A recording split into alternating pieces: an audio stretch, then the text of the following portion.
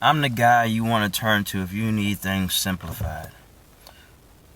You know, we humans, we are so smart that we make things too complicated to even want to do. We take all the motivation out of everything.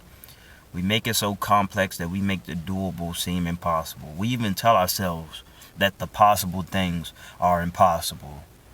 You know, I'm about to help you write a book, okay? First of all, I've written 10 books. They aren't that big, but there's a method to my madness, okay? Which brings me to point number one. You can kind of call it 1A and 1B. Okay, so first of all, this is a numbers game, all right? I know you see those big novels, 40,000 words, 50,000 words, and all that. And I can help you get there too, which will be my point B of my 1A, 1B. But first of all, let me just tell you that only 10% of people who pick up a book actually finish it. Now, that's not to discourage you from writing a book that's 40,000, 50,000 words, but, you know, pretty much anybody who reads my books, they're going to be able to finish them because I don't make them that big and I cut the fluff out. Now, I am working on a novel, and that will be about 40,000 words, 50,000, but it's no pressure to do that. I may make it 20,000. It doesn't matter, man. We live in a new time, baby. Just put out some good work. You know? Look, we can stop the video right there. Just put out some great work. Get straight to the point. Don't feel like you have to do what has been done. Okay? Not in its entirety. But anyway. So point 1A. Well, that was point 1A. Okay? I mean, point 1B is... Okay, let's do some math. Okay? Since you get overwhelmed by this big novel that you just have to write.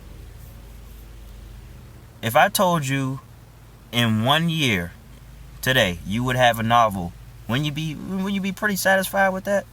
I think so. Okay? So let's do some math.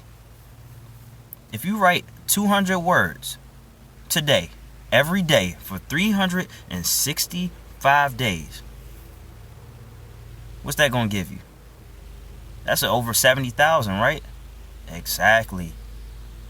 And that's off of 20,000 words. I mean, 20,000. That's 200 words a day. Okay? If my math serves me correct. Okay? I'm not the best at math, but 200 a day times 365 will give you a novel.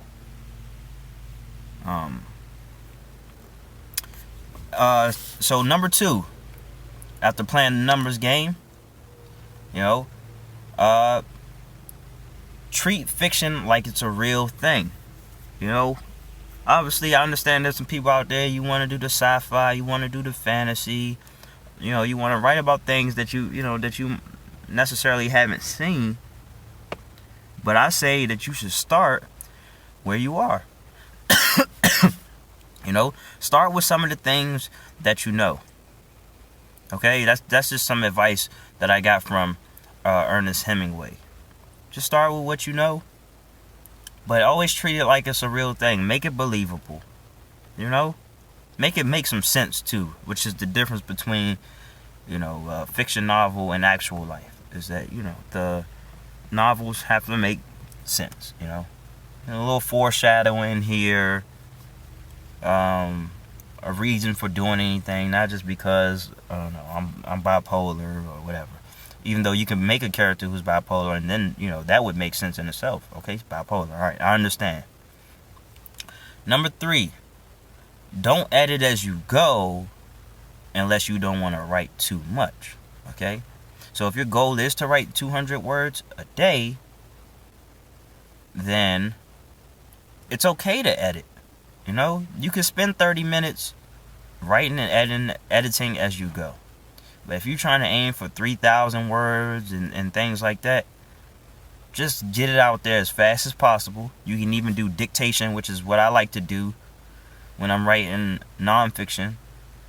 Dictation is basically when you speak it into a microphone and then the words appear on the screen. I do that with my phone.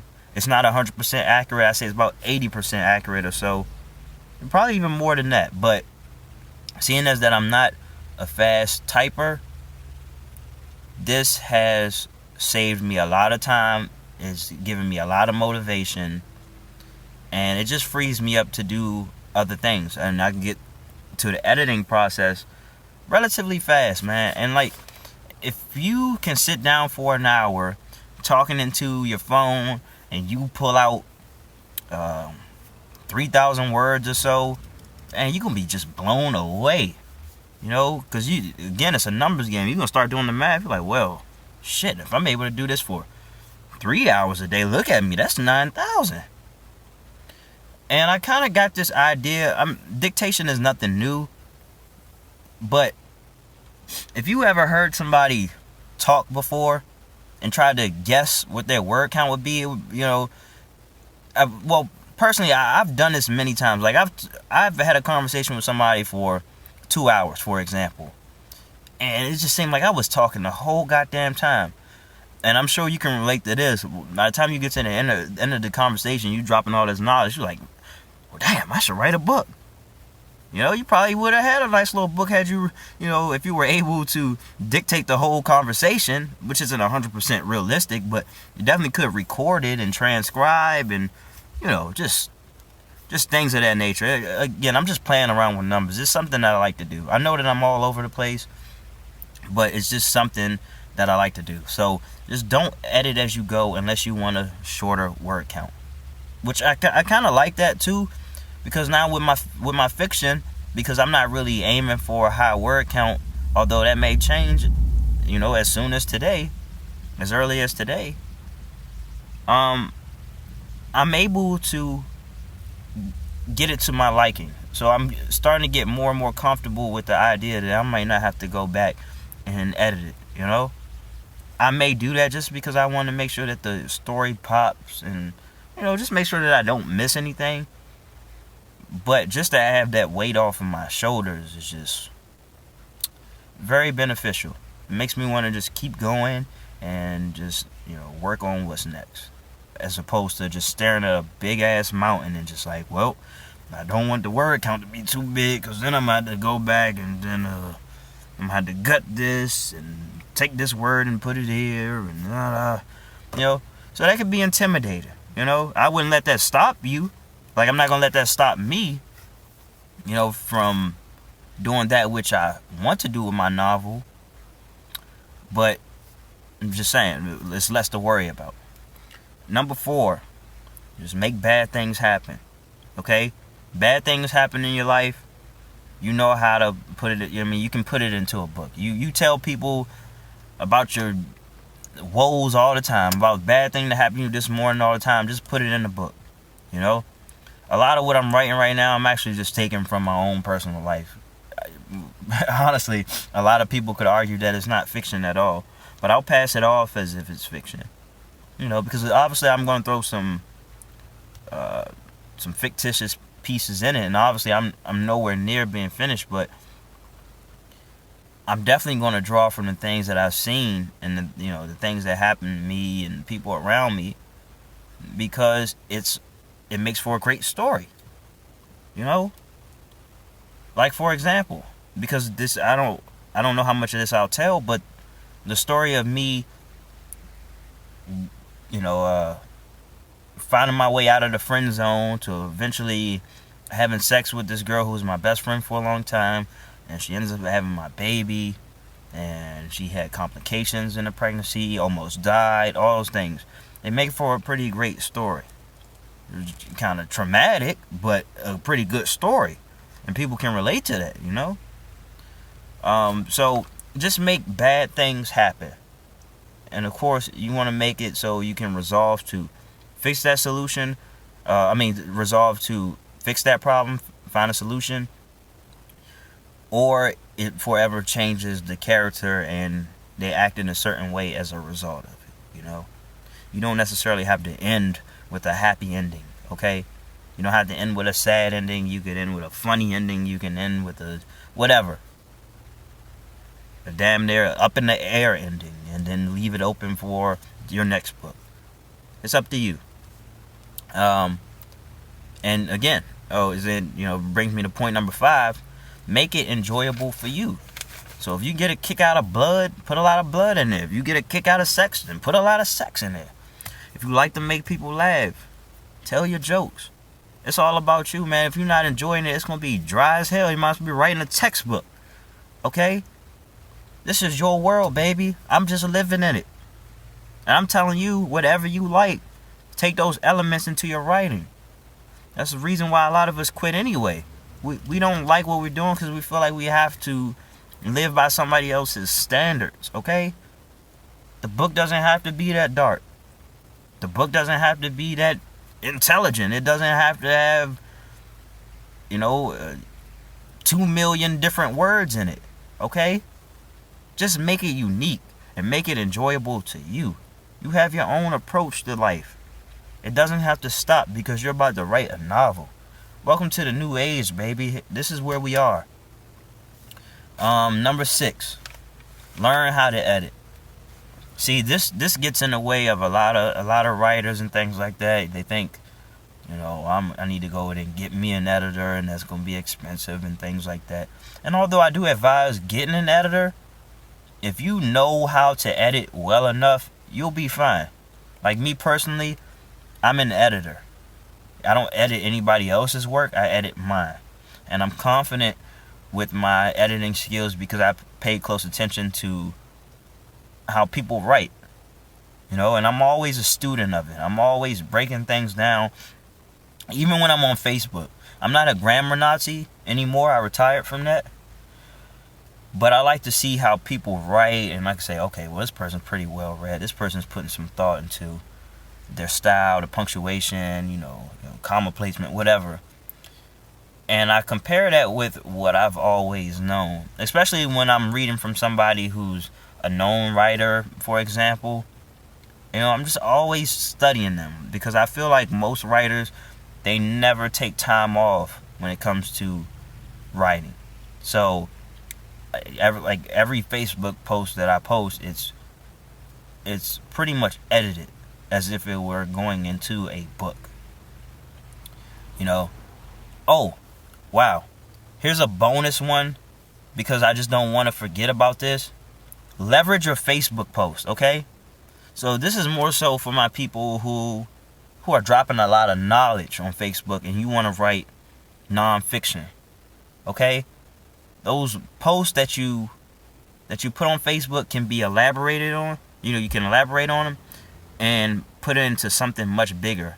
I definitely take this approach. So that's why I'm not tripping when I put out information. I post a status or whatever, and it doesn't get a lot of traction, or even if it does, if I feel like it's really good material, I will take that, copy and paste, and email it to myself. And it's just something about Facebook that it motivates you to put out your best work. And so I keep doing it. And so again, just take that, copy and paste, send it to your email address. Then when you get around to doing it, you elaborate on it. More material for whatever book you're working on. You can start putting them in different categories, sections, whatever. And before you know it, that will add up. I have a lot of material because of that. This will really help you. Doesn't necessarily help you in the fiction route, but for nonfiction, for sure. Or, it could help you in fiction if it inspires a story. It depends on what you're posting about. So definitely hold yourself to high standards when it comes to posting statuses on Facebook because you can leverage them. And I didn't always have this idea, so when Facebook shares memories with me from years past, I'm like, oh wow, I'm surprised I didn't do anything with that. Copy, paste, email it to myself. That's my material, okay? Facebook is making money off of us, okay? We got to get something out of it. These likes, these comments, and whatever, it's not enough, okay? That's my material. I put that out there. Don't just be working to build a better product for Facebook. Whatever you put out there, it better be worth using somewhere else. Okay? So, look, that's bonus material right there, and I'm gonna call that I'm gonna call that number 7. So now number 8. Don't worry about bad writing. Don't let that stop you. Now obviously if you edit as you go, you will have to worry about it a lot less. But no matter what, if you get to the finish line of, let's say, your rough draft, don't look at it as just, don't let it get to you. No matter what you think about it, no matter all the mistakes that you may see, don't let it get to you. Because nobody else can see it. Nobody else has to see it. Okay? You can always make it right. This isn't a one-shot, one-kill type thing. When you get it all out there, maybe you take some time away from it, maybe you don't. But make it into what you want. As close as you can get it. But don't hang your head. The negative emotions get in the way of your creativity. And that's not going to help you. You put so much time into your work. You owe it to yourself to see it through, to see it to its completion. There's no need to rush, and there's no need to be upset because you didn't get it right on the first go. Okay? Most people are quitters, when at things like this, okay? But you're not going to be the person to quit. You're going to take your time, you're going to take it day by day, you're going to have fun, and you're going to learn to love the editing process. You're going to learn to love to take whatever piece of shit you have right there and turn it into a masterpiece. Alright? So that's number 8. And number 9 is to keep it simple, which I kind of, spoke on earlier. But you don't want to overwhelm yourself with this home run that you're aiming for, okay? So no matter if you want to tell a story that has dragons in it and, I don't know, aliens riding on unicorn dragon hybrids, start with the basics first. Tell the stories. Tell the basic, the human aspect of the story, and then build on it later. I mean, you could treat it like an origin if you want to, Like, there are a lot of fans out there of Dragon Ball Z. We all are, but Dragon Ball Z started from Dragon Ball, where it was more so about martial arts. Before we were throwing fireballs and all types of shit, it was much simpler. And I think that's, you can build momentum off of something like that, no matter what they always had in the works or what have you. Or, because I don't really know if Dragon Ball came out before Dragon Ball Z, but let's just assume. Because, prequels come out after after the original. That's not necessarily uncommon.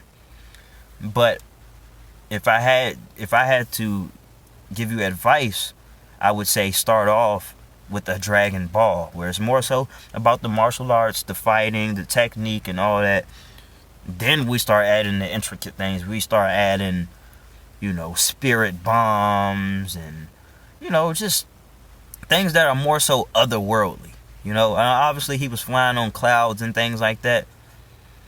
But, he didn't have to deal with the amount of aliens that you see now. Obviously they had a bunch of, they did have their creatures and things like that, but it was just much more doable. It wasn't as overwhelming as if you had to start off with Dragon Ball Z. Okay, so just start off simple, and I would imagine that even a story like Harry Potter started off a lot simpler than it ended up being. It grew into something that was as big as it had become. So definitely keep it simple, and also in your language, keep it simple, concise, straight to the point. Tell the story. Don't lose people. You don't want your readers to have to go to a dictionary every sentence, okay? That's just going to break momentum. You got to let it flow. Put some style into it. And I'm going to speak more on that a little later. So, number 10, see it as a movie in your head. See the movie.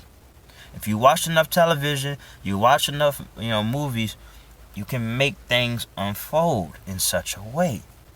So, you're watching the movie, okay, we're in a natural habitat or whatever. Then we got a little conflict going, and, it's rising, and, big action, fighting, and, ching, ching, ching, whatever. Then we get some resolve, and everything cools down, See the movie in your head,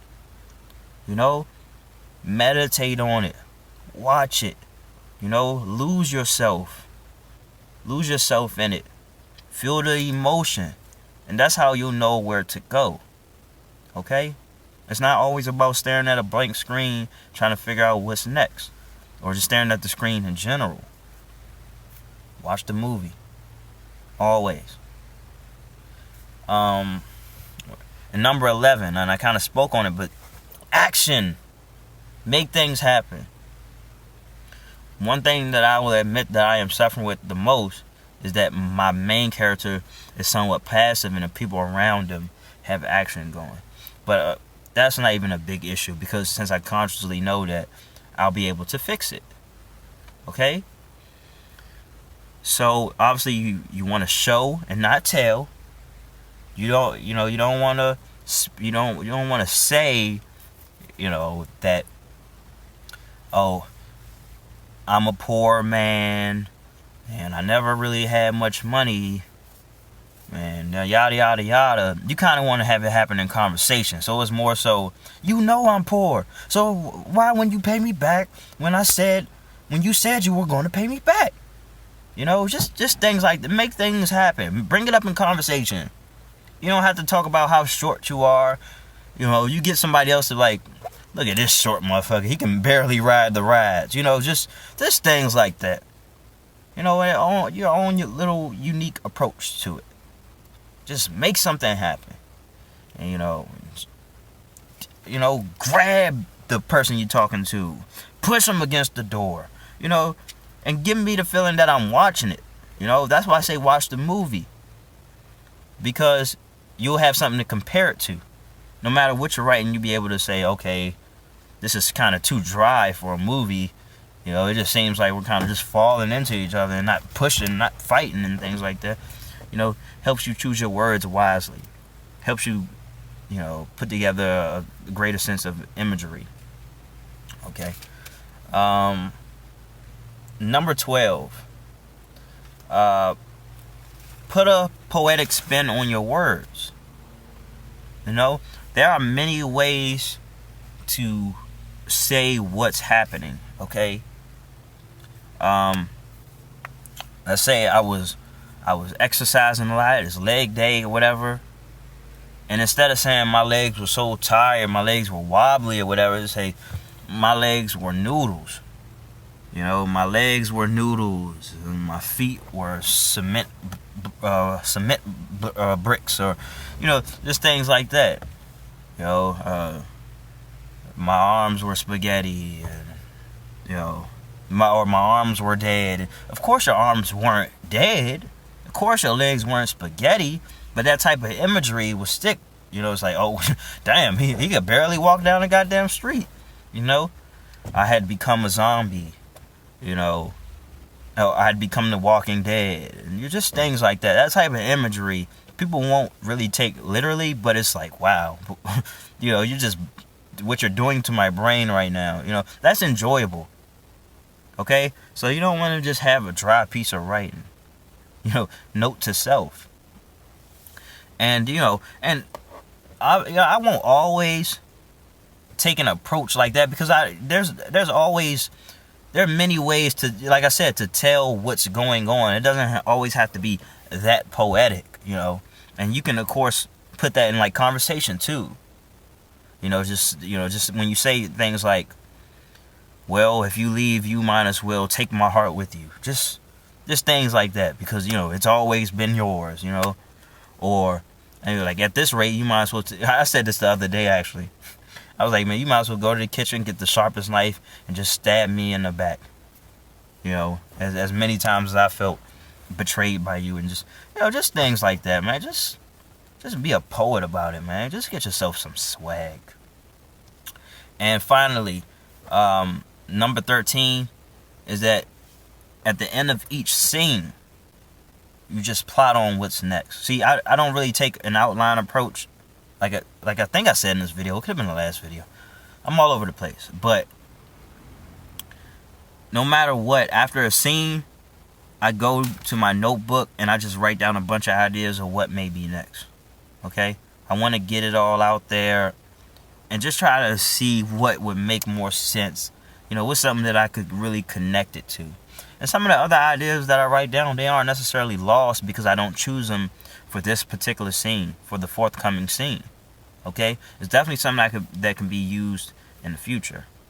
But definitely want to jot down every idea. You want to have a specific notebook for that. And just go away at it, man.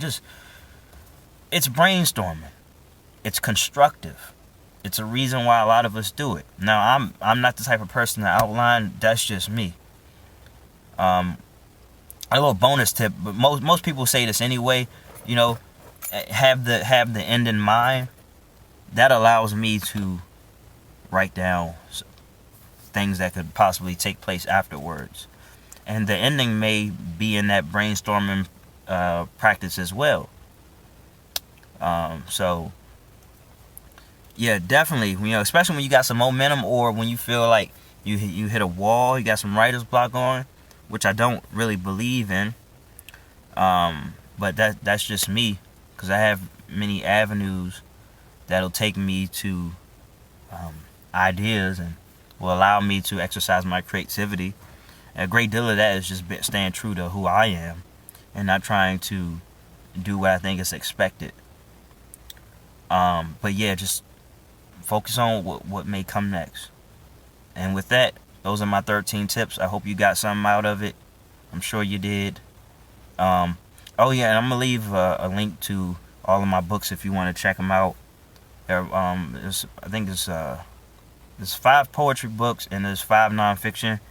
I will have more nonfiction coming out, and of course I'm gonna finally put out some fiction. I was just kind of dragging my feet because I'm all over the place with the nonfiction and the other things that I'm working on in my life, like this YouTube video right here. And I appreciate you all for checking me out. Please like and subscribe. I'm not going anywhere, even though my name is Milo Nowhere. Thanks a lot.